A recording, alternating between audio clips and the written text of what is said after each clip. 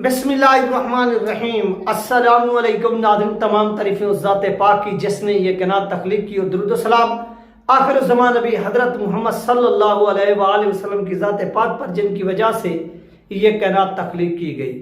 नाज़रीन, मैं पाकिस्तान का आपका होस्ट मोहम्मद वकास। आज की वीडियो में हम बात करेंगे, एक शेख रशीद साहब की वीडियो है, एक काजी फैज ईसा साहब की वीडियो है, एक माजिद सुखेरा साहब जो है TLP के रहनुमा उनकी वीडियो है, और शेख रशीद की किस बुनियाद पर वीडियो है जो उलमा कराम का कातिल है, किलर जिसे आप बोल सकते हैं, और दूसरे नंबर पर काजी जो इंसाफ का किलर है और जिसने पाकिस्तान के अंदर एक ऐसा बीज बोने की कोशिश की जिसे तहरीक लबैक पाकिस्तान ने उठाकर जड़ से उठाकर जो ना वो बैर फेंका।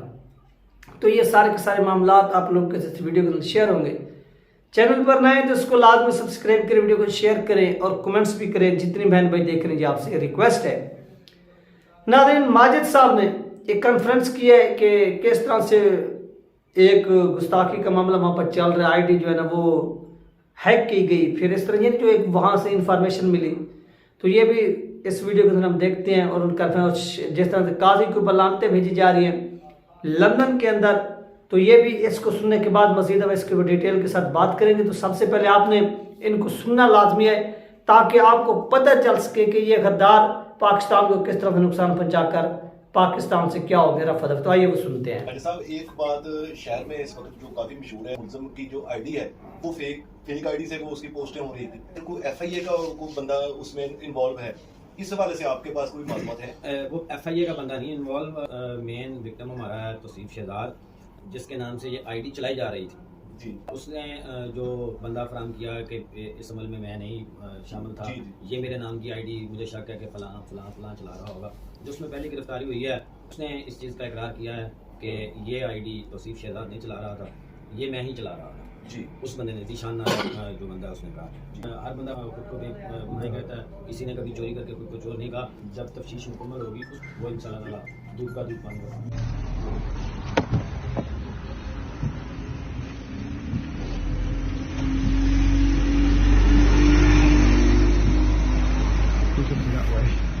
आप काजी फैज ईसा है, लानत है आप पर, लानत, कुत्ती का बच्चा, हरामी।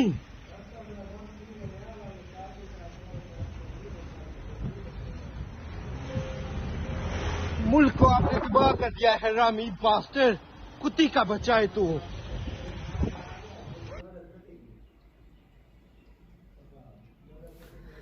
तो नाज़रीन, ये थे वो मुनाज़िर जो आप लोगों के साथ शेयर करेंगे। पहले हम थोड़ा शेख रशीद की आप ये वीडियो से पर मुलाहिज़ा फरमाएं, इसके ऊपर थोड़ा जो है ना वो बात करते हैं।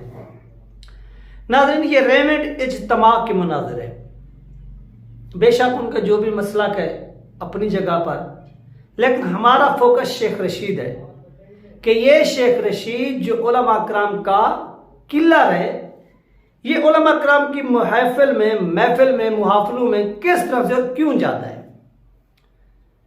ये एक चीज शोमिंटी कराता है कि मैं भी एक बहुत बड़ा आशिक रसूल हूं और मैं भी एक मुसलमानों का सिपा सलार हूं।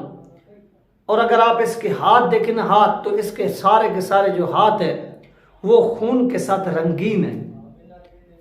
ये वो एस्टेब्लिशमेंट का मोहरा है, मोहरा। ये वो एस्टेब्लिशमेंट का, ऐसे समझें कि आप देखेंगे जो बच्चा जो है ना वो रोता है तो उसके मुंह में चूसनी दी जाती है, निपल जिसे आप बोलते हैं, वो उसे चूसता रहता है।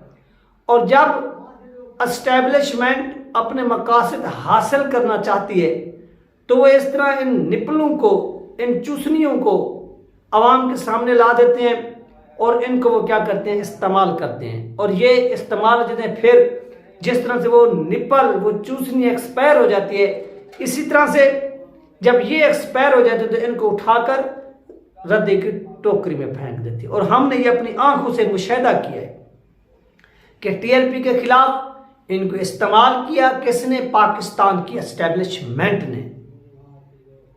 उसके बाद जब ये इस्तेमाल हो गए तो इनको उठाया इक़्तिदार से, फिर रद्दी की टोकरी में फेंक दिया। और ये आज जलालत इनका मुकद्दर बन चुकी है। और ये लोगों को साबित करने के लिए मैं एक बहुत बड़ा आशिक रसूल हूँ, ये रेवेंट इज्तिमा में पहुंच चुका है। इसके बाद नाज़रीन काजी फैज ईसा की हम बात करते हैं। काजी फैज ईसा एक बहुत बड़ा मुतकब्बिर, एक फिरौन, और अहम बात कि पाकिस्तान की 27 से 26 करोड़ गुलाम कौम से मैं मुखातिब हूं, मैं भी उसमें शामिल हूं, मैं भी गुलाम हूं, आप भी गुलाम हैं। गुलामों, पहले यहाँ पर इंग्लैंड आता था, उनके बंदे जो थे वहाँ से डायरेक्टली आते थे, जर्नेल वगैरह, यहाँ पर जो लॉर्ड माउंट बेंटन और इस तरह की और बलाएं भी थी, जो गवर्नर लगते थे, जर्नेल लगते थे, आपको याद होगा, वो वहाँ के होते थे, शहरी भी सब कुछ। अब जब पाकिस्तान को आज़ादी मिली, फ़र्क यही है कि ये पैदा पाकिस्तान में होते हैं, स्टडी इंग्लैंड में हासिल करते हैं, शहरियत भी इनकी वहाँ की होती है, सब कुछ।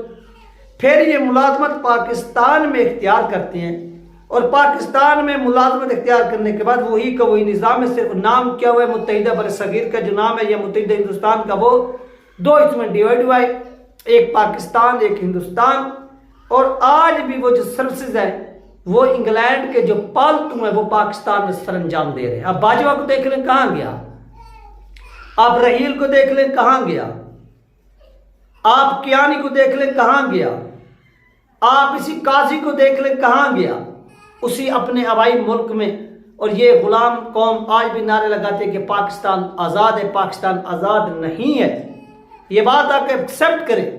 आपके जितने भी बड़े बड़े ओहदों पर लोग बैठे हुए हैं, जितने भी, आप देखेंगे वो जब रिटायर होते हैं तो उनका आखिरी घंटे के बाद वो चले जाते हैं। जिस तरह से हमारे आम सिपाही सोल्जर्स, ये बेचारे जब रिटायर होते हैं तो ये फौरन घर की तरफ लौटते हैं और घर में अपनी बकिया जिंदगी जो है ना वो गुजारते। इसी तरह ये हमारे हुक्मरान भी अंग्रेज के हुक्म, जो हमारे हुक्मरान जो अंग्रेज की शहरियत रखने वाले, अंग्रेज के पालतू, ये पाकिस्तानी अवाम के ऊपर हुकूमत करके फॉरेन कंट्री अपने मुल्क में चले जाए। इस तरह काजी भी पाकिस्तान की गुलाम कौम के ऊपर हुक्मरानी करने के बाद दोबारा अपने आबाई मुल्क इंग्लैंड जो है वो रवाना हो चुका है।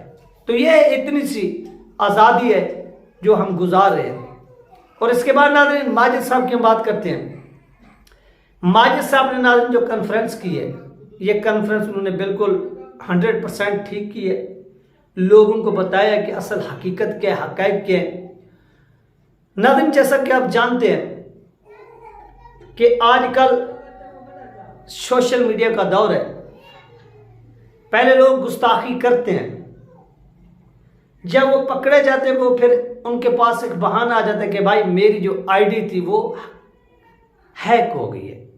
बाज़ दफ़ा ये भी मामला होता है कि वाकई जो आपके मुखालफिन हैं, इसमें कोई शक नहीं है, वो आपको क्या करते हैं, टार्चर करने के लिए, नुकसान पहुंचाने के लिए, मुआशरे के अंदर बदनाम कराने के लिए वो भी ऐसा काम करते हैं कि वो भी इस तरह से घिनौना खेल खेल कर, दूसरों की जानों को खतरे में डालकर वो भी आइडिया हैक करके इस तरह की। लेकिन ये बात आप अपने जहन में रखिए, आपके किसी के साथ जितनी भी इख्तिलाफात हो, जितनी भी इख्तिलाफात हो, बतौर